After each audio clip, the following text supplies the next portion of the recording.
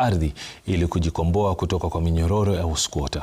Katika taarifa kwa wanahabari baada ya kuwasilisha rasmi hati miliki ya ardhi kwa wakazi 13,000 wa Mtakatieni eneo la Ganda ambayo ilipatikana kupitia ombi la mahakama, mwakilishi wa wodi ya Ganda Oscar Wanje amewataka wakazi wa Malindi na Kilifi kwa ujumla kutumia sheria kutafuta haki za ardhi badala ya vita.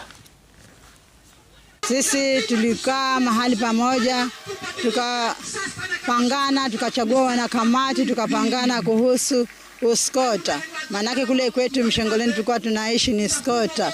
Tumekuwa na watu wengine ni wachochole, hawana chochote. Unamwambia mtu atoe shilingi 100 kwa wiki, tena akikuja pale hana hata shilingi. Lakini sasa kwa sababu kuna watu wengine kidogo wanao uwezo, tunasukumana vile vile.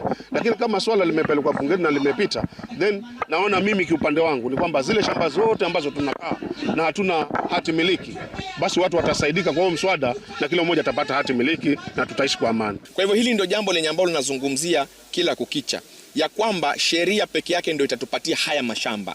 Mbali na sheria ni mheshimiwa kiongozi mwenye ambayo yuko rais kununua mashamba, lakini atanunua mashamba mangapi?